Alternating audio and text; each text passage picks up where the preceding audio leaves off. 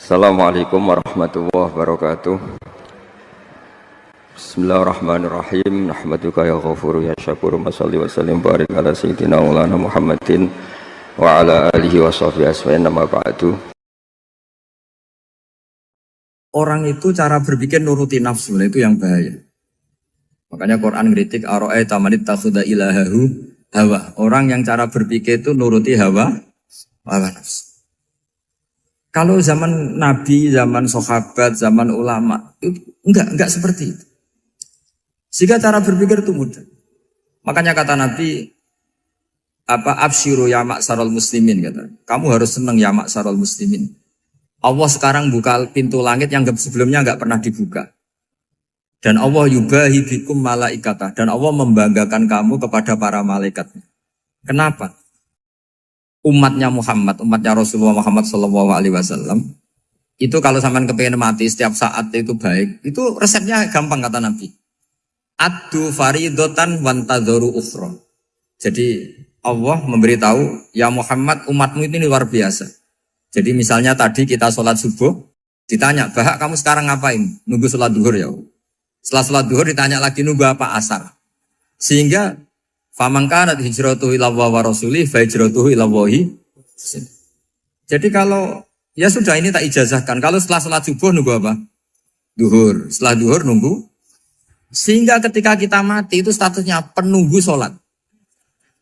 Tapi kamu kan enggak miskin, kenapa? Penunggu kaya. Nah, itu enggak masuk surga itu. Penunggu kemapanan. Berarti kan menunggu sesuatu yang seleranya nafsu. Beda kalau penunggu sholat. Berarti kamu di dunia menunggu ritual ibadah. Maka di antara ijazahnya Nabi apa? Addu faridotan wantadzoru ukhra. Melakukan satu fardu. Kemudian kita menunggu tugas berikutnya. Jadi niati saja setelah subuh nunggu apa? Duhur. Setelah duhur, meskipun kita di perapatan. Apa? Nunggu asar. Ya. Tapi ya asar betul. Jangan nunggu tok pas asar. Enggak. Jadi sebetulnya umat ini gampang sekali. Jadi di antara kebanggaan Allah, yubahi itu Allah bangga dengan malaikatnya adalah umat ini adalah addu faridotan wantadzoru ukhra. Melakukan satu fardu, kemudian menunggu fardu yang lain. Dari mengkhidmati kampus, ingin mengkhidmati masyarakat. Dari satu masyarakat lokal Semarang menjadi sampai sekarang, sampai Banjarmasin, Unisula mau bikin kampus di sana, terus gitu. Dari satu tugas ke tugas yang lain. Makanya Islam diajarkan setelah satu tugas selesai, faida faruhtafan so. Jadi sehingga hidup kita itu dinamis. Dari satu kebaikan menunggu kebaikan lain, dari satu kebaikan menunggu. Sehingga hidup kita ngapain? Nunggu satu kebaikan. Ini sudah masuk faman kanat hijratuhu ila Allah wa rasulih, fa hijratuhu ila Allah wa rasulih. Sehingga bayangkan kalau kita direkam Allah, Gusti kula ampun mati nak dereng sugih. Wis melarat puluhan tahun. Sakit, nunggu sesuatu sing sifatnya nafsu, kok pengen sugih. Sugih tok aja cukup. Tahu buruh wong sing tahu ngenyek ndekne lho, itu kan urung-urung wis dendam. Saya belum mau mati sebelum kaya dan buruhkan orang yang pernah melecehkan saya. Wis ngono akhirnya mati urung sugih. Berarti wis fakir matine hasud. Mau itu ngenes dunia akhirat kan kira-kira seperti itu. Kamu santai aja kalau fakir berarti meringankan hisab karena ada banyak harta. Yang mau dihisab papanya, tidak punya apa-apa. Jadi saya mohon sekali ya, Islam itu mengawal kebahagiaan. Sebab itu sampai bahagia itu menjadi perintah Islam. Qul bi fadlillah wa bi rahmatihi fa bidzalika falyafrahu. Karena dengan bahagia bi taat diharapkan orang Islam itu tidak bahagia atau cari kesenangan lewat jalur maksiat. Sehingga ciri utama wali apa? Ala inna awliya Allahi la khaufun alaihim walahum yahzanun. Sehingga ulama dulu itu rileks-rileksnya. Termasuk yang saya ceritakan tadi, Imam Ahmad, Imam Syafi'i. Itu melihat apa saja rileks. Ya tadi kalau disenangi orang ya barokah, punya kawan kebaikan. Nak dineng ya barokah dineng di gedingi tonggo rada utang, ngeranjuk tulo gitu. Jadi rileks saja. Masyhur itu Imam Syafi'i ngendikan waman asaa ilaika faqat atlakoka. Orang yang berbuat buruk sama kamu, hakikatnya adalah membebaskan kamu. Atlako itu apa? Membebaskan. Enak gak jadi hidup gitu? Kalau kamu kan enggak, kok gedeng aku salahku opo? Malah kamu ujub tuh, orang kok enggak tahu salahnya. Kamu jadi suami, istrinya ngomel, kurang apa saya sebagai suami? Ya kurang banyak, enggak ganteng, enggak kaya, enggak ini. Malah kalau diterangkan malah parah toh. Ya sudah rileks saja, kalau dia ngomel ya tadi, alhamdulillah dapat pahala tanpa apa? Biaya. Terus ngomel kan butuh energi, paling yang tidak kuat 3 jam. Nanti juga berhenti apa? Terus ambil nilai positifnya, misalnya ngomel sama suaminya, bagus lah. Kalau ngomel sama tetangga malah kayak apa gitu aja udah. Jadi ulama dulu itu gampang sekali melihat melihat hidup. Rasulullah ya gitu, melihat hidup tuh gampang saja. Ketika tanya, ya Aisyah apa ada sarapan? Tidak ada ya Rasulullah, ya sudah saya tak puasa. Jadi enteng saja. Kadang-kadang beliau ingin puasa, ya puasa sunat, ada sarapan nggak jadi puasa. Rileks. Nabi itu rileks. Kalau ngajari kebaikan juga rileks. Nah sekarang itu banyak orang yang karena mungkin kurang baca, Islam itu kayak menjadi aturan yang bengis, yang repot, yang mengekang. Itu tidak seperti itu. Yuridu wa bikumul yusra, wala yuridu bikumul usra. Allah menghendaki agama ini mudah. Sehingga ada sahabat di Imami Mu'ad itu baca Baqarah.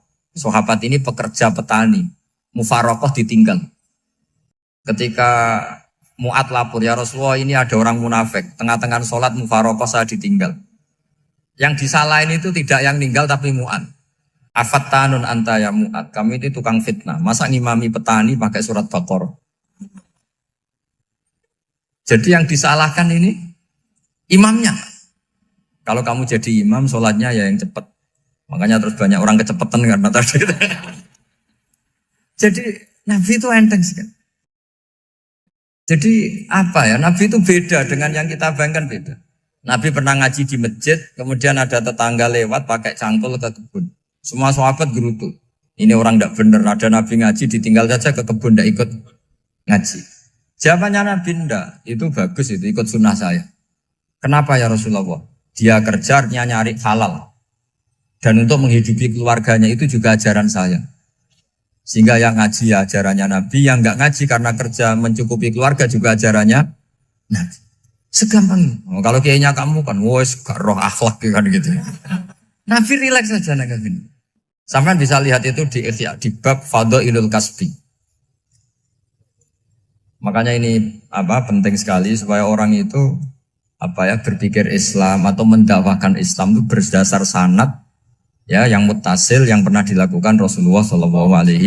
Sesuatu yang dilarang Allah itu pasti madharat. Maka untuk melarang seseorang bergantung sama narkoba misalnya atau hal-hal yang bahaya pada fisik, itu satu tentu bagi ahlullah, tentu karena takut Allah.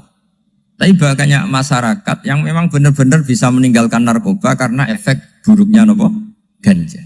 Bahwa itu mengakibatkan sakau, mengakibatkan tidak sadarkan diri, mengakibatkan kebangkrutan ekonomi macam-macam. Sehingga mereka benar-benar benci sama yang namanya narkoba. Jadi di antara manhajul Quran itu kalau mentakbih, memburuk-burukkan maksiat itu mesti dikritik innahu kana fahisyah. Innahu kana fahisyata wa maqta wa sa'a sabila. Innahu kana fahisyata wa sa'a sabila. Diulang beberapa kali. Sehingga dibutuhkan kecakapan untuk menganggap satu hal yang buruk itu fahsyah, sesuatu yang enggak rasional, sesuatu yang tidak positif, sesuatu yang pasti berdampak negatif. Sehingga kalau misalnya tadi dibacakan oleh Qori, kuntum khaira ummatin ukhrijat linnasi ta'muruna bil ma'ruf wa tanhauna 'anil munkar. Untuk berhenti dari kemungkaran itu satu takbihun litil kal mungkar atau litil kal mungkarat, bahwa mungkarat itu kita cap, kita stigmasi bahwa itu buruk sekali. Seperti Nabi mengajarkan pemuda tadi, masa kamu suka ibu kamu digitukin lelaki lain, putri kamu, bule kamu, bude kamu, sehingga orang ini pikirannya termindset betapa buruknya zina. Sama seperti kita sukses memindset betapa buruknya narkoba, betapa buruknya bahan-bahan terlarang. Begitu juga seterusnya, terus pengkhianat dan sebagainya. Tapi problem manusia adalah Dia itu akan mencari kebahagiaan atau kesenangan sesaat. Maka caranya gimana? Keinginan senang lewat maksiat ini dilawan dengan nyaman dengan taat. Saya ulang lagi, nyaman dengan taat. Sehingga ulama dulu punya kalimatul munajat, artinya kalimat hubungan pribadi sama Allah yang menjadikan orang itu nyaman. Dan ini yang diajarkan kitab-kitab tasawuf. Kitab tasawuf itu sukses mengajarkan melihat alam raya ini semuanya nyaman, termasuk yang mengecewakan. Itu dianggap nyaman. Saya berkali-kali mengajarkan ilmu ini karena ini musalsal ila Rasulillah SAW. Itu pernah suatu saat Imam Ahmad itu dipanggil sama tetangganya, anak muda. Tentu Imam Ahmad ini orang yang sangat soleh, sangat waroi, sangat tunduk sama perintahnya Allah dan Rasul. Pemuda tadi manggil, ya Ahmad, datang ke rumah saya. Imam Ahmad datang. Setelah sampai ke pemuda tadi, sudah pulang lagi, saya tidak butuh kamu. Pulang lagi. Setelah sampai rumah dipanggil lagi, ya Ahmad, datang lagi. Datang lagi. Oh, saya tidak jadi butuh, pulang lagi. Sampai 3 kali.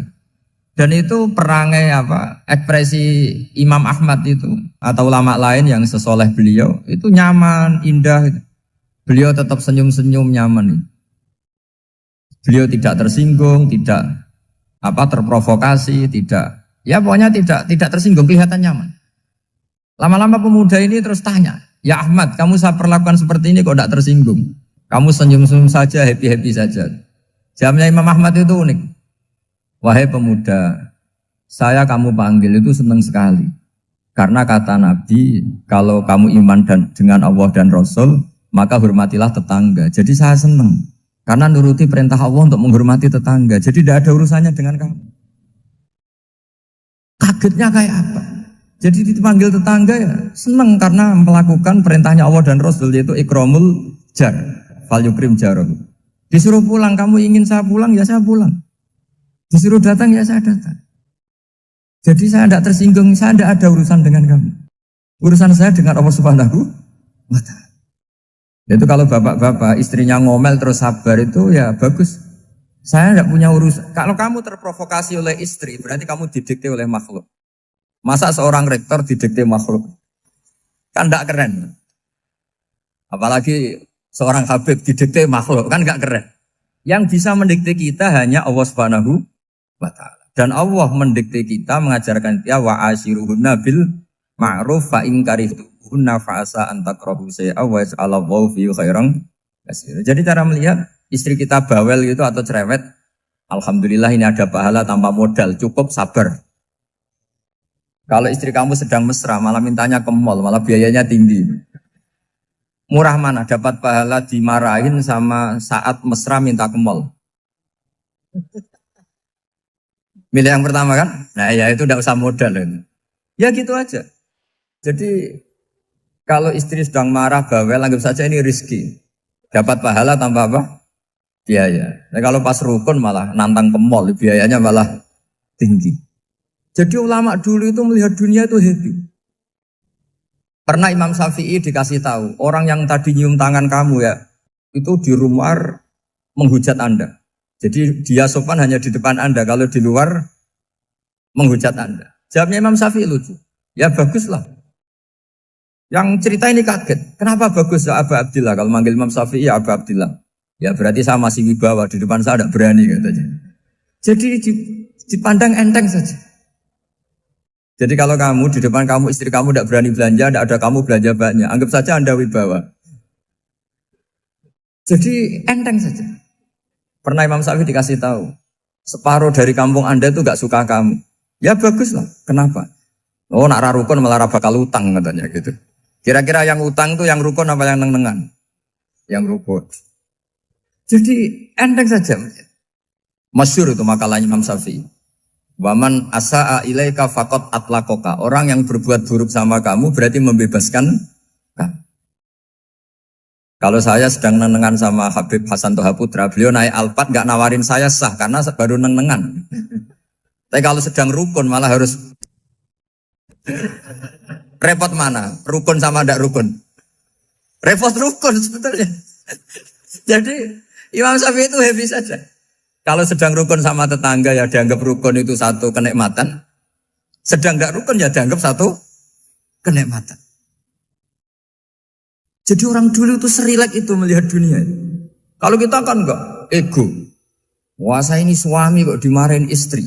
Wah ini egonya bangkit. Padahal egonya bangkit itu ada kebodohan di situ.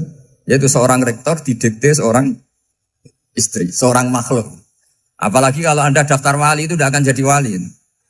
Ini wali kok tunduk sama makhluk. Karena didikte apa? Makhluk. Maka Imam Ahmad ketika tetangganya bully gitu ya santai saja beliau happy. Ketika pemuda tadi eskal janggal. Kenapa kamu gak tersinggung ya Ahmad? Memangnya saya harus tersinggung gimana? Kan tak panggil tidak jadi, tak panggil tidak jadi. Hei pemuda, saya ini tidak punya urusan dengan kamu. Saya nuruti kamu karena perintahnya. Saya senang melakukan perintah Allah harus berbaik sama kamu. Sampai 3 kali. Ajarkan Muhammad atau katakan Muhammad pada umatmu. Sebaiknya atau seharusnya mereka hanya gembira dengan melihat fadlnya Allah dan rahmatnya Allah. Ini harus kita pahami mulai dari konstruksi yang paling pokok, yaitu akidah.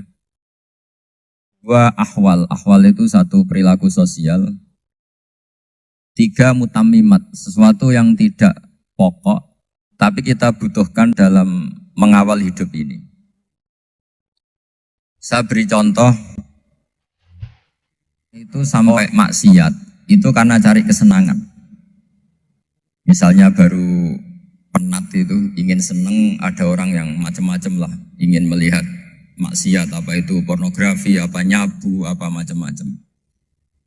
Itu sebetulnya agama punya konsep yang luar biasa, yaitu seharusnya seseorang itu gembira. Gembira dengan ketaatan. Lalu pertanyaannya caranya gembira gimana? Gembira itu mudah. Jadi misalnya kamu sujud sama Allah Subhanahu wa taala. Terus cara berpikir begini. Ini sekaligus ijazah. Cara berpikir begini. Ya Allah, ini kata Sayyidina Ali, kafani izzan an akuna laka abdan wa kafani fakhron an takuna li rabban. Ya Allah, betapa sialnya saya andaikan saya jadi budak dari makhluk yang sama. Misalnya sampean itu seorang kiai atau rektor atau doktor atau orang terpelajar, kemudian kamu jadi budak atau hamba dari makhluk yang setara. Betapa hinanya saya. Maka kata Sayyidina Ali, ya Allah saya ini cukup bahagia, cukup bangga. Karena jadi budak, jadi hamba dari zat yang super atau yang maha super. Jadi kok Allah Subhanahu wa ta'ala. Sehingga ada kebahagiaan yang luar biasa karena menjadi hambanya Allah Subhanahu wa ta'ala. Setelah bangga dengan jadi hambanya Allah, maka kita akan malu. Malu misalnya kok saya bahagia itu nunggu melihat pornografi, melihat maksiat. Itu terus menjadi malu. Kenapa saya bisa didikte oleh hal-hal seremeh itu? Ya, kita malu karena didikte oleh hal-hal yang seremeh itu. Karena kita didikte oleh nafsu. Jadi izzatun nafsi, satu harga diri seseorang itu harus dihidupkan untuk hanya tunduk kepada Allah Subhanahu wa ta'ala. Sehingga Nabi itu melatih satu logika tarkul ma'asi. Nabi itu dulu ketika ada seorang pemuda yang ya karena mungkin pemuda ya, dia itu mau masuk Islam, tapi uniknya kata pemuda tadi, saya masuk Islam tapi asal dibolehkan bebas zina. Jadi ini agak sableng gitu. Jadi mau masuk Islam syaratnya dibolehkan apa? Zina atau free sex gitu. Karena orangnya agak hiper. Itu Nabi tidak langsung mengancam dengan neraka enggak. Ketika mau pamit gitu semua sahabat melarang. Mah itu jangan, kamu jangan suan Nabi. Itu permintaan yang enggak masuk akal. Setelah lama ditahan terjadi kegaduhan di masjid, Nabi dengar itu ada apa itu? Itu ada pemuda yang mau masuk Islam tapi yasta'dzinuhu fi zina. Tapi mereka minta izin Nabi untuk tetap boleh zina. Kata Nabi, pemuda itu suruh masuk, suruh menghadap saya. Ketika menghadap Nabi, saya ulang lagi ketika menghadap Nabi, Nabi mengajarinya itu luar biasa. Nabi tidak langsung mengancam dengan neraka atau dengan azab tunda. Tapi kata Nabi, atuhibbuhu li ummik. Kamu suka kalau ibu kamu itu jadi demenannya orang banyak. Pondok ya Nabi, yang demen ibu saya tak bacok kan. Karena ini ya agak preman, di mana-mana orang nakal agak preman. Terus atuhibbuhu li bintik. Kamu suka kalau putri kamu ya digitukan orang-orang. Oh ya enggak Nabi, yang gitukan putri saya tak bacok. Atuhibbuhu li kholatik. Kamu suka kalau bule kamu digitukan. Atuhibbuhu li ammatik. Kamu suka kalau saudara bapak kamu digitukan. Nabi itu mengeset ya. Cara sekarang itu cuci otak mungkin. Nabi itu meluruskan otaknya anak muda itu. Betapa buruknya zina. Cara bahasa Arab ditakbih. Betapa buruknya zina. Kamu suka kalau korbannya ibu kamu, putri kamu, bude kamu, bule kamu. Sehingga orang itu matur ya hasbuka ya Rasulullah, ini sudah cukup. Saya tidak pernah melihat sesuatu seburuk zina. Jadi fa'al qawwa fi qalbihi bughda zina. Kemudian Allah meletakkan di hatinya, menanamkan benci zina. Sehingga akhirnya pemuda tadi menjadi iffah, menjadi menghindari zina. Artinya begini ya, ini mungkin yang lolos dari para kita sebagai dai, kita tidak belajar banyak tarbiyahnya Rasulullah Shallallahu Alaihi Wasallam. Jadi kalau kita benci maksiat, itu jangan hanya ditakhdir, ditakutkan neraka itu enggak. Jangan hanya itu. Tapi di logika. Jadi kalau kita menghindari maksiat, itu selain karena takut azab, itu ada logika. Ada rangkaian pikiran yang menjadikan kita anti satu perbuatan apa maksiat. Jadi misalnya gini ya, kira-kira ginilah kalau contoh gampang itu. Ada orang gitu ya, nyanyi dengan pakaian yang mungkin pornografi gitu. Mungkin pemuda-pemuda ingin melihat itu, tapi bisa diobati gini. Kok enak dekne mergawe kok tak bayar ya, aku kehilangan duit. Meskipun dengan logika yang agak serampangan, yang penting menjadi kita ini punya harga diri untuk tidak tergantung hal-hal seperti itu. Jika Nabi itu cara menggambarkan tadi mulai atuhibbuhu li umma, kalau ibu kamu jadi demenannya orang lain. Pemuda tadi bilang yang demen ibu saya mau saya bunuh. Ditambah lagi atuhibbuhu li bintik. Bagaimana kalau korbannya putri kamu, bule kamu, bude kamu. Sehingga terus si pemuda tadi betapa buruknya zina. Betapa murahnya zina. Akhirnya pemuda tadi al-qawwa fi qalbi bughda zina. Terus kemudian pemuda tadi itu sangat membenci dengan apa? Berzina. Nah, pikiran-pikiran seperti ini harus kita tanamkan. Harus kita tanamkan supaya orang itu benci melakukan maksiat. Karena satu memang takut sukhtuwah, takut dibendu Allah atau dibenci Allah. Dua, memang logika kita mengarahkan tidak maksiat. Saya beri contoh ya, betapa pentingnya mindset ya, cara berpikir. Orang itu menjadi kikir itu karena nganggap hidup itu lama dan uang itu penting. Kalau zaman Nabi itu sederhana kalau melihat hidup ini. Pernah suatu saat Nabi itu punya jatah makan. Karena Nabi itu hidupnya juga pas-pasan. Jadi Nabi itu unik. Beliau di satu sisi kaya raya, bisa ngurmat Abu Hurairah, Ammar, Suhaib. Ashabu Sufa itu dirawat Nabi semua. Itu kan kaya, bisa merawat sekian orang. Tapi di sisi yang lain untuk pribadinya beliau miskin. Kadang nggak bisa makan hari itu. Tapi di saat yang sama bisa merawat Ahlus Sufa. Jadi keliru kalau orang hanya cerita Nabi itu miskin, untuk makan dirinya aja susah. Itu keliru. Kelirunya kalau tidak diteruskan, tapi Nabi mampu menghidupi Ahlus Sufa. Singkat cerita jatah makannya Nabi itu dikasihkan orang ketika Nabi tanya, ya Aisyah, makanan jatah saya di mana? Oh ya Rasulullah, tadi ada orang minta tak kasihkan, maka makanan itu habis. Apa kata Nabi? Kamu salah Aisyah. Yang kamu kasihkan itu justru yang masih. Ya, yang kamu kasihkan itu justru yang masih. Sehingga Nabi menganggap, makanya Nabi terus ngendikan. Ya kalau mukhatabnya lelaki ya kira-kira begini.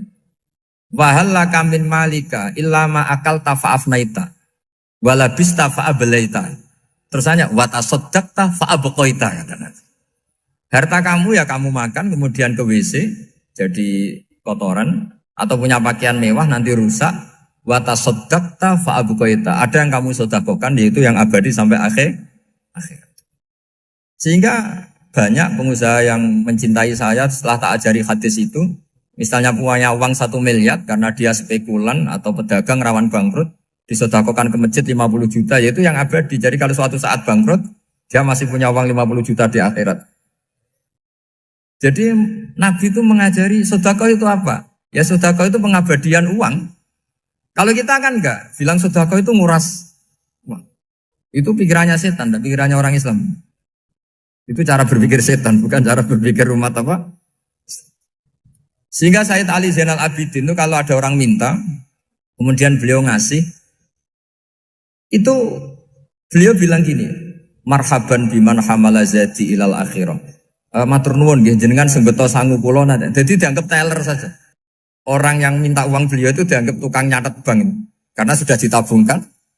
Ya sudah. Kalau kita kan enggak, wah pengemis tuh ganggu gini-gini. Kecuali pengemis profesi ya mungkin kita agak-agak enak. Mari zaman akhir tuh ada pengemis apa? Profesi. Jadi repot teman. Terus tak beri contoh lagi kebahagiaan ketika kita milih Islam moderat. Islam kita diajarkan guru-guru kita, utamanya oleh guru kita Mbah Maimun. Saya juga sering ketemu beberapa ulama dunia, termasuk Habib Umar. Saya juga ikut sowan ke sini pas beliau sama Habib ini Hasan Toha Putra di sini sama orang-orang moderat. Itu cara berpikir juga luar biasa indah. Beliau pernah cerita ya, beberapa ulama lah, banyak yang cerita itu. Saya pernah diceritani seorang alim ketika ada orang ekstremis itu mau ngebom di tempat maksiat. Kebetulan yang maksiat itu kebanyakan ya orang Islam. Karena di negara yang mayoritas Islam. Ditanya sama Syekh Sa'rawi. Syekh Sa'rawi itu mufassir top di mana? Mesir. Ini mau tak habisin karena mereka orang Islam kok maksiat terus. Terus ditanya sama Imam Sa'rawi. Laumatu ala khini ma'asihim aina masiruhum. Kalau mereka mati dalam keadaan maksiat, mereka kemana? Ya ilanar, mereka pasti masuk neraka. Terus ditanya sama Imam Sa'rawi, wahal masiruhum ilanar muradun nabi amla. Punya umat maksiat kemudian mati masuk neraka, itu yang diinginkan Nabi apa enggak? Ya tidak aja. Ya sudah, enggak usah dibom, ditunggu tobatnya kata. Karena kalau mati dalam keadaan itu ke neraka dan itu tidak yang diinginkan Rasulullah Sallallahu Alaihi Wasallam. Terus ekstremis ini menjadi tobat, tidak berpikir ekstremis Mas. Jadi orang itu harus berpikir mindset yang baik. Meskipun kadang berpikir baik itu ya agak-agak kacau. Ada seorang wali majdub itu kalau berdoa agak kacau, tapi nggak bisa dibantah. Masyhur itu doa itu. Ini sekaligus ijazah, tapi kalau sebelum wali nggak boleh. Itu datang ke makamnya Rasulullah SAW. Terus doanya itu begini. Ya Allah, sekarang terserah engkau. Ya Allah, sekarang terserah engkau. Jika saya kamu jadikan orang soleh, jika saya engkau jadikan orang soleh, maka surra habibuk, maka kekasihmu ini senang. Yang susah musuhmu yaitu setan. Tapi kalau engkau menjadikan saya orang fasik, maka yang susah kekasihmu, yang senang musuhmu. Jadi kan punya dua pilihan itu. Wah itu kan doa tapi kayak teror itu. Ya jadi berdoa di Raudhah. Wah itu pasti mandi itu karena agak-agak maksa Tuhan itu. Ya Allah, engkau punya dua pilihan. Jika saya jadi orang soleh, maka kekasihmu ini senang. Musuhmu yang susah yaitu setan. Tapi jika saya jadi orang fasik, maka musuhmu yang senang, kekasihmu yang susah. Mohon terserah jenengan, mau menyenangkan kekasihmu, apa menyenangkan musuhmu gitu. Kira-kira gimana? Kalau tertarik boleh doa itu dipraktekkan. Tapi kayaknya kalau copy paste itu gak keren, apa? Jadi dulu orang itu muamalah sama Allah dan Rasul itu rileks. Rileks itu nyaman karena ya tadi kul bi fadlillah wa bi rahmati fa bidzalika falyafrah. Sehingga Imam Izzuddin bin Abdissalam itu ngendikan innalladzina yarmunal muhsanatil ghafilat. Di antara kebaikannya ibu-ibu atau mbak-mbak ini harus berstatus ghafilat. Perempuan-perempuan pelupa. Ghafilat itu pelupa. pelupa dari kenikmatan maksiat sehingga mereka dengan taat. Misalnya ada ibu-ibu atau mbak-mbak atau juga bapak-bapak tahajud, kemudian nyaman dengan tahajud itu. Kira-kira terbersit enggak ingin maksiat? Enggak kan, karena sudah nyaman dengan tahajud, dengan taat. Maka dibutuhkan kenyamanan dalam beribadah. Sebab itu ala bidzikrillahi tatmainnul qulub. Makanya saya termasuk kiai yang setiap ngaji itu happy, seneng. Karena ini untuk kampanye, seneng dengan ngaji, dengan taat itu sudah luar biasa. Kayak apa kalau mereka senengnya kalau nunggu melakukan maksiat. Jadi termasuk bentuk perlawanan kita terhadap maksiat adalah usahakan kamu tuh bahagia, seneng dengan taat. Istiqnas billah, mu'anasah billah, farah billah, itmi'nan tumaknina billah. Sehingga ini mencukupkan kita tidak berkebutuhan maksiat. Meskipun kita ya manusia, pasti suatu saat atau sudah pernah maksiat. Serasa diceritakan lah, ini gue mesti gitu. Lah orang-orang dulu itu orang yang sukses mengelola bahagia ma'allah wa billah walillah. Jika wali-wali dulu itu jadi wali itu tidak mesti karena ibadahnya banyak, itu enggak. Mereka orang yang ibadahnya itu biasa. Biasa-biasa sekali. Ulama-ulama dulu ibadahnya biasa sekali. Tapi qulubuhum ma'allah, hatinya itu ma'allah. Itu ada seorang wali itu jadi wali, Umar bin Abdul Aziz yang dikenal khamisul khulafa. Khamisul khulafa. Di luar khulafa ar-rasyidin 4, di antara yang soleh adalah siapa? Umar bin Abdul Aziz. Itu ketika mau meninggal, itu senangnya bukan main.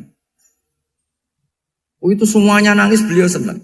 Terus tanya, kenapa kamu senang? Memangnya saya kalau mati itu kemana aja? Ila khairi madhubin ilah, ke zat terbaik. Dibang urip mbek kowe bulet atau mbek arhamur rahimin gitu. Yaitu Allah Subhanahu. Jalaluddin Ar-Rumi ketika mau meninggal itu muridnya nangis semua, beliau marah. Kamu harusnya pesta karena saya mau ketemu kekasih saya, malah kamu tangisi, goblok sekali kamu katanya. Jadi orang-orang dulu itu luar biasa. Karena tadi mereka tidak ingin ketemu Allah itu dianggap problem. Harus sesuatu yang membahagiakan. Makanya wali-wali itu kalau berdoa begini. Wa khairu ayyami yauman alqa kafih, dan jadikan hari terbaikku adalah hari ketika saya ketemu engkau ya. Pernah dengar doa itu? Wa khairu ayyami yauman alqa kafih, dan hari terbaikku adalah hari saat ketemu engkau. Aman kan enggak? Sampai mati ku wedi. Saya tidak tahu wedi dosa apa wedi Israel apa wedi malaikat siapa? Mungkar nakir. Sebenarnya tidak perlu seperti itu. Karena cara pandang Nabi itu ini bisa dipraktekkan. Kalau kamu orang baik, mati artinya apa? Ya baik. Karena husnul khotimah. Kalau kamu orang yang buruk, itu kata Nabi, anggap saja mati itu akhir dari keburukan kamu. Nah, aku urip terus, malah maksiat terus. Maka Nabi itu kalau ngajari kita berdoa gini, Allah maj'alil hayata ziyadatan li fi kulli khairin wal mauta rohatan li min kulli syarri. Ya Allah, kalau saya hidup, ya anggap saja ziyadah fi kulli khairin, berpotensi nambahi kebaikan. Kalau saya mati, anggap saja ini akhir dari segala keburukan. Maka saya berkali-kali, banyak tradisi ulama-ulama NU, ulama-ulama pesantren, ya ada hanya NU, pokoknya ulama-ulama alim. Itu kalau ada orang mati, orang nakal gitu mati, ini saya gitu. Itu hadirin mesti gak terima. Wapi enang itu orang wakal. Tapi dipaksa sama kiainya, saya gitu. Lama-lama dipaksa. Saya gitu. Padahal yang hatinya kiai, wis ra iso maksiat meneh, wis saya gitu. Karena dengan mati berarti saya sudah tidak bisa maksiat lagi. Jadi Nabi melihat hidup dan mati itu segampang itu. Kalau al-hayata ziyadatan li fi kulli khairin wal mauta rohatan li min kulli syarr. Coba kita ke depan itu kan ada potensi zina, potensi korupsi, potensi maksiat. Yang bisa menghentikan potensi itu apa coba? Mati ya, udah pintar dia. Sudah maju berarti. Berani mati? Berani. Tapi jangan di sini ngel-ngelo panitia. Artinya yang selama ini kita risau dengan kematian, dengan apa? Nabi ngajari kita tadi. Allah maj'alil hayata ziyadatan li fi kulli khairin wal mauta rohatan li min kulli syarr. Ya Allah, jadikan hidup ini sebagai bekal menambah kebaikan. Dan suatu saat kalau saya mati, semoga itu akhir dari segala keburukan. Jadi artinya Nabi itu ngajari kita itu positif terus. Sama seperti ulamanya tadi. Nak lagi rukun mbek tonggo ya sanggep ae kanca keapian. Nak nenengan ben ra utang ngoten. Dadi pokoknya penak terus itu loh. Nak bojo lagi ngamuk alhamdulillah gak ngajak blonjo. Nak pas rukun ya alhamdulillah kok lagi rukun. Jadi gampang semua. Makanya ada seorang alim itu ngendikan begini, ada yang tanya. Saya tuh dulu ketika kaya, teman saya sering main ke saya. Setelah saya miskin, gak ada teman-teman yang ke saya. Dikira si Habib ini kebetulan orangnya Habib itu mendukung keluhan dia. Ternyata enggak. Si orang alim itu bilang gini, malah bagus tuh gitu. Kowe wis melarat buruhe wong. Ya sudah kamu miskin, buruhnya orang lain. Misalnya tukang manol di pasar atau tukang becak. Kemudian teman-teman kamu datang, malah kamu malu tuh jadi tontonan. Bagus kalau mereka lupa, pas kamu miskin tidak ada yang lihat katanya. Jadi apa ya, dianggap enteng saja gitu. Akhirnya orang ini nggak jadi ngeluh. Selama ini kan kita ngeluh ya, ketika miskin teman-teman nggak datang. Coba kalau mereka datang pas kamu buruh bikin botol di orang lain, mantan bos buruh, malu gak? Milih datang kepada? Nggak lah, sudah bener itu. Jadi ulama dulu itu makanya sering baca biar tahu solusi hidup. Jadi ulama dulu tuh gampang sekali melihat kehidupan itu. Gampang sekali, indah, gampang. Kebahagiaan ini pula yang harus kita latih dalam melakukan ketaatan. Tapi memang obsesi saya terbesar atau cita-cita saya terbesar memang setiap ngaji saya ingin orang mukmin semuanya itu bahagia. Dengan bahagia itu mereka tidak neko-neko ingin mencari kebahagiaan lewat jalur apa maksiat. Sehingga dalam konstitusi ulama yang ditulis di kitab-kitab usul fikih, dan itu kitab yang saya kaji, selalu saya kaji, itu membela-bela sesuatu yang mubah itu sampai luar biasa. Karena melihat mubah itu, misalnya Anda tidur itu berstatus mubah. Anda bermain catur berstatus mubah. Anda rileks sama teman jagongan semalam dengan teman rektor atau dosen atau yayasan itu, melihatnya bukan mubah, tapi tarkul maksiyah. Misalnya saya semalaman asik musamarah itu jagongan malam sama Habib Toha Al-Munawwar. Itu awang ngitungnya bukan, wah ini jagongan ngalor ngidul tidak penting tuh enggak. Malam itu bahak tidak ke dugem, tidak ke tempat maksiat. Sehingga ada ulama yang mengatakan mubah itu enggak ada. Saya ulang lagi, mubah itu enggak ada. Kan umumnya ulama bagikan wajib, ya kan, haram itu. Terus diantaranya mubah, sunat, makruh. Ada ulama yang mengatakan mubah itu enggak ada. Kenapa? Logikanya begini, itsma min mubahin illa wa yatahaqqaqu bihi tarku haramimma. Karena ada mubah yang Anda lakukan kecuali saat itu pasti ditinggalkannya sebuah keharaman. Misalnya Anda sedang jagungan sama istri di luar, di rumah, asik di rumah semalaman. Mungkin bahas hal-hal yang ringan. Mungkin melihat sinetron atau apa yang ringan. Tapi di situ terjadi Anda meninggalkan ke tempat-tempat maksiat. Sekarang ninggal maksiat itu wajib apa mubah? Wajib. Padahal Anda sedang melakukan mubah. Nah itu dicatat oleh Allah itu tarkul haram, meninggalkan keharam.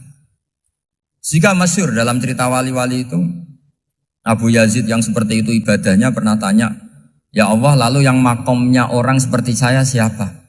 Karena beliau semalaman ibadah terus. Sama Allah dijawab, ya yang tidur di pinggir kamu itu. Abu Yazid, loh kok bisa ya Allah? Dia kan tidur terus. Ya kan dia tidur berarti meninggalkan keharaman. Ngomong sing potongan tukang maksiat itu apik turu apik melek kira-kira. Apik turu. Timbang sama nak melek pola wis turu ae kira-kira gitu. Jadi enggak usah dipaksa tahajud, dipaksa qiyamul lail itu. Iya kalau qiyamul lail. Kalau dapat informasi, ke sini ikut saya terus katut kan repot. Jadi perlawanan terhadap maksiat itu sebetulnya gampang dalam Islam karena tadi nggak ada sesuatu yang mubah kecuali saat dilakukan berakibat meninggalkan keharaman. Mudah sekali.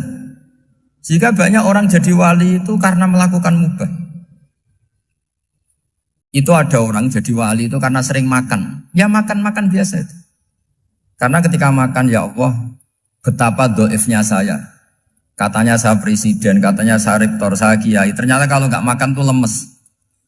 Apa hebatnya makhluk yang bergantung makhluk yang lain, yaitu makanan. Nah karena seperti itu terus dia al-laja ilallah, terus dia sungkeman ning Allah. Betapa lemahnya saya. Sebab itu ketika Quran mengkritik dan dengan tanda kutip kemungkinan Tuhannya Isa bin Maryam, itu ngeritiknya sederhana Quran itu. Mal masih ibnu Maryam illa rasul qad khalas min qablihir rusul wa ummuhu siddiqah kana yaqulanit ta'am. Isa itu tidak Tuhan, wong dia makan. Kamu kebayang enggak misalnya punya Tuhan, wah tadi Tuhan mampir ke rumah saya, dia lemes. Setelah tak kasih makan sehat lagi gitu. Itu kan enggak kebayang. Tapi Tuhan marung di rumah saya, lemes tak gratisin, kayaknya enggak punya uang gitu. Setelah makan, wah gairah lagi. Kebayang enggak punya Tuhan seperti itu. Sehingga Quran kalau gojlok sederhana, karena yakulanit tuh. Sehingga wali-wali itu kalau makan itu sadar lemahnya dirinya, betapa dirinya tergantung makanan. Sesuatu yang tergantung itu artinya tidak hebat, tidak Tuhan. Jadi untuk menjadi wali, untuk menjadi dapat ridhonya Allah itu sebenarnya sederhana. Termasuk ada cara jadi wali yang agak kacau, tapi ini ya benar, asal niatnya benar. Misalnya Unisula besar, ya kurang besar lagi. Kita sudah punya uang, kurang banyak uang lagi. Itu Nabi Ayub, itu kan seorang nabi. Pernah diuji, oh ini ada di Sahih Bukhari. Nanti kamu tanya, hadisnya Sahih enggak? Ini ada di Sahih Bukhari. Kadang orang kota itu aneh, enggak ahli hadis tapi tanya, Sahih enggak? Padahal andekan dibodohi Sahih, ya ngandel saja. Jadi kadang ya aneh. Oh enggak tahu kok tanya. Itu Nabi Ayub itu sudah kaya, pas itu sudah kaya. Bukan cerita yang masih miskin, memang sudah kaya. Beliau di kamar dihinggapin satu belalang dari emas. Setelah belalang itu dikejar, ternyata yang jenis itu banyak, semuanya dari emas. Ngambil sana sini, ini yang kesak ini dipenuhin, saku ini dipenuhin, sampai banyak.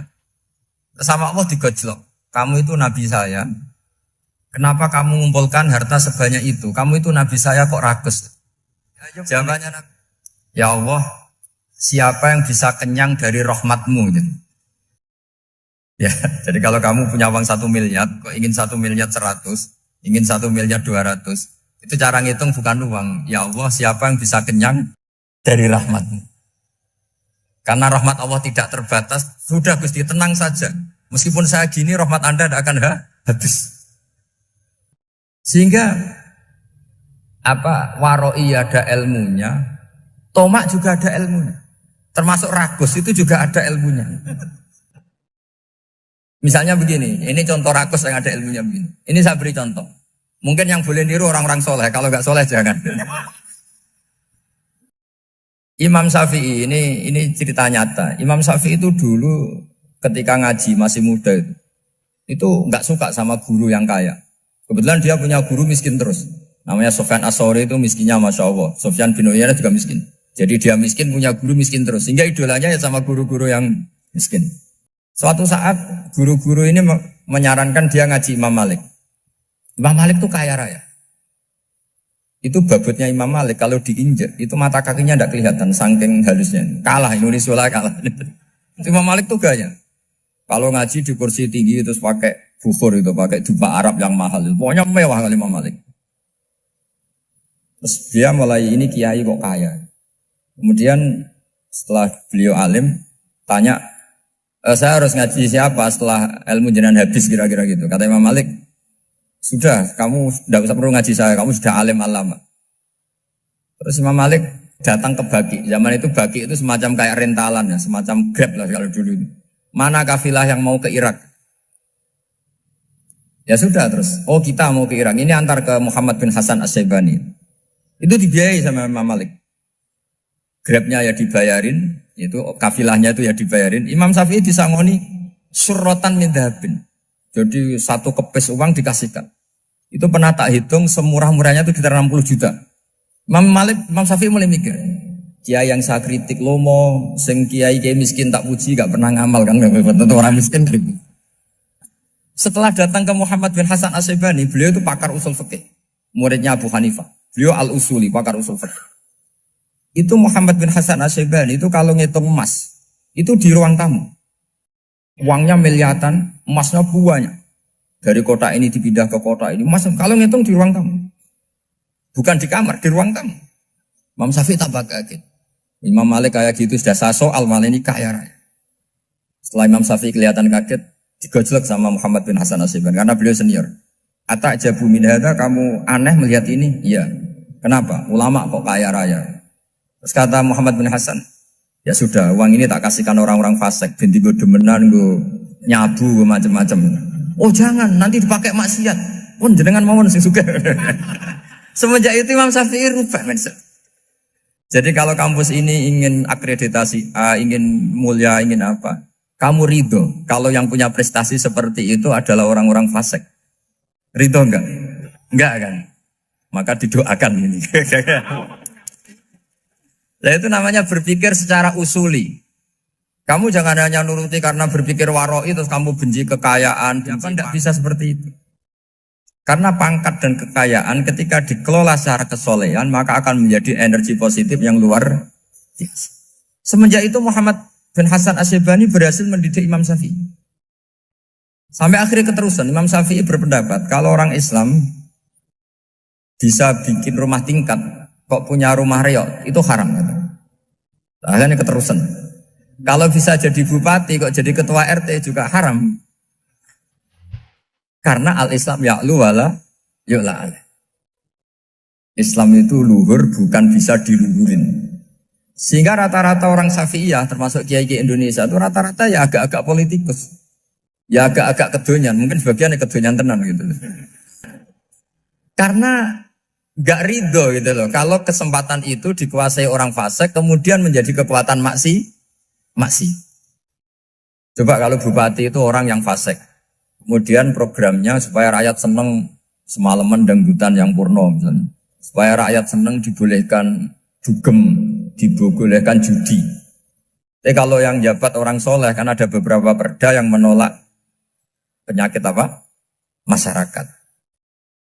Jadi kamu jangan melihat bahwa kepangkatan ini hanya sebagai alat korupsi, alat otoriter, enggak. Asal kena orang soleh, maka ini menjadi energi kesolehan atau energi positif. Sebab itu ketika Allah muji para nabi yang soleh, diantaranya disifati apa? Faqad ataina ala Ibrahim al-kitab wal hikmata, terus ayat wa atainahum mulkan azim. Dan Nabi Ibrahim dan keluarganya tak kasih kerajaan yang besar. Nah sekarang masih banyak orang yang cara pandang ngapain bikin unisula yang megah, ngapain berambisi punya akreditasi A dan sebagainya. Menyoal seperti itu salah secara usul fikih. Karena cara usul fikih kesempatan yang baik tentu harus diperjuangkan oleh orang-orang yang soleh. Karena ini supaya jadi otoritas yang positif. Itu dulu ada latihannya. Jadi orang dulu itu gampang sekali ketika milih miskin ditanya, kenapa miskin? Saya ingin hisab saya ringan. Tapi ketika mereka kaya yang soleh, supaya harta ini tidak dipakai orang yang nanti dipakai maksiat.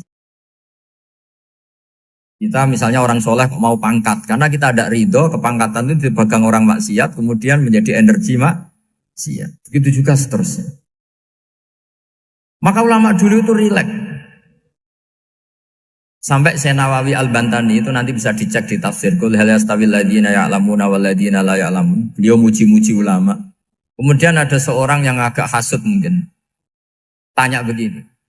Hebatnya ulama itu begini-begini. Terus ditanya, tapi kenapa kita sering melihat ulama ngantri proposal di rumahnya bupati kan? Sementara bupati nggak pernah datang ke ulama ngaji ihya. Jawabannya Imam Nawawi itu unik. Ya karena ulama itu tahu gunanya uang, sehingga nyari uang untuk pondok, untuk masjid. Sementara bupatinya tidak tahu gunanya ilmu, maka tidak pernah ngaji. Jadi ya ringan saja. Jadi ya sudah seperti itu. Jadi kalau ada ulama kedonyan, anggap saja karena tahu gunanya uang. Jadi kenapa ulama ngantri di kabupaten, bukan bupati ngantri di ulama? Jawabannya karena ulama tahu gunanya. Wah, sementara bupatinya nggak tahu gunanya ilmu. Kira-kira gitu lah. Ada ustadz tidak ganteng, kesensem rondo cantik, karena tahu gunanya ustadz itu. Artinya tahu gunanya kalau saya nikah nanti punya anak jadi gus, karena kan dia kiai gitu. Tapi rondonya raro gunanya dia karena miskin gitu. Jadi ulama dulu itu rileks. Rileks, menafsirkan apa saja itu rileks, termasuk saat terpojok. Itu rileks. Karena semuanya dianalisis pakai ilmu. Sehingga ciri utama wali itu apa? Ala inna awliya Allahi la khaufun alaihim walahum yahzanun. Enggak ada rasa takut, enggak ada rasa gampang. Karena melihat sesuatu itu gampang saja. Saya ulang lagi, melihat sesuatu itu gampang saja, ringan. Oke, semoga barokah. Assalamualaikum warahmatullahi wabarakatuh.